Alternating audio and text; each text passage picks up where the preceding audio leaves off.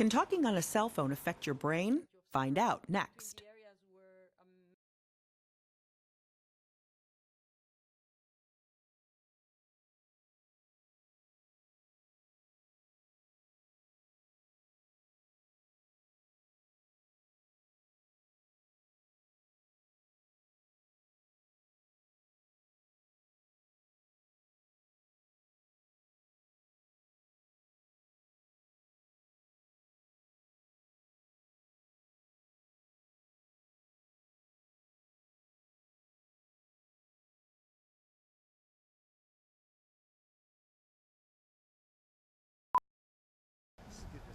People and their cell phones. Today, they are almost everywhere you look. Phones provide instant communication, which most people seem to rely on.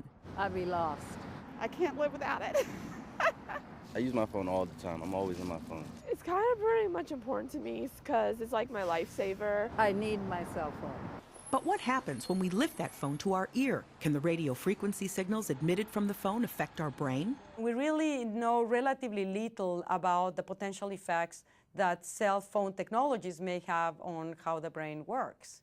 To find out, Dr. Nora Volkow from the National Institute on Drug Abuse and co-authors studied 47 healthy people over 1 year. Participants had cell phones placed on their left and right ears. One cell phone was activated but muted for 50 minutes. The other was off. Then they were tested with both cell phones turned off. Researchers used sophisticated brain imaging to monitor the amount of glucose consumed in the brain. So it's a very sensitive marker to indicate if there are changes in brain activity that may be driven by a given stimulus, which in this case was the cell phone. The study appears in this week's Jama, Journal of the American Medical Association. 50-minute exposure to a cell phone was associated with increases in glucose consumption by the brain, which indicates that the brain was being activated by the radio frequencies from the cell phone. This right area of the brain that was very close to the antenna showed the largest increases in metabolism as compared when the telephones were off.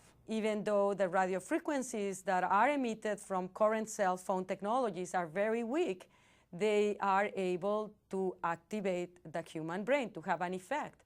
Researchers also say that those metabolic increases in the brain are secondary to the absorption of the radio frequency energy emitted by the cell phones. Catherine Dolph, The Jama Report.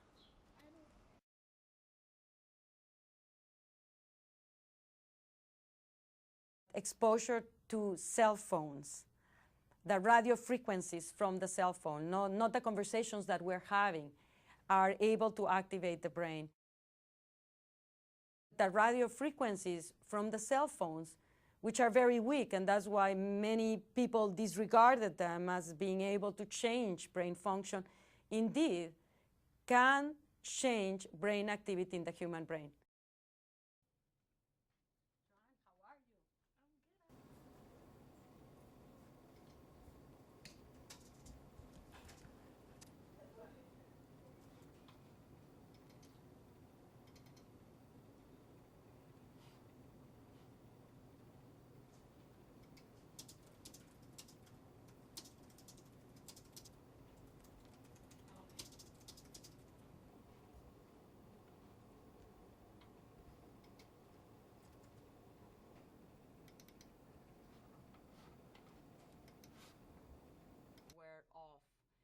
And the color scale represents the magnitude of glucose consumption from very high to very low.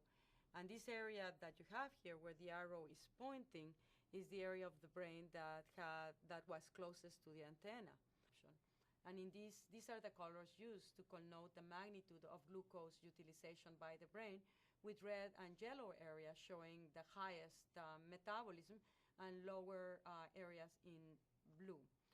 When you compare these two images, what you see is in this area where you have the arrow, which actually are occurring in the area closest to the antenna, that for this particular cell phone is in this whole area marked in colors.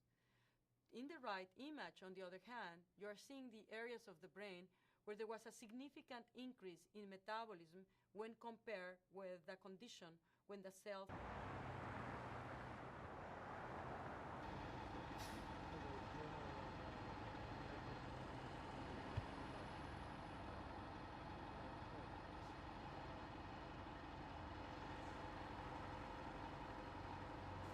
we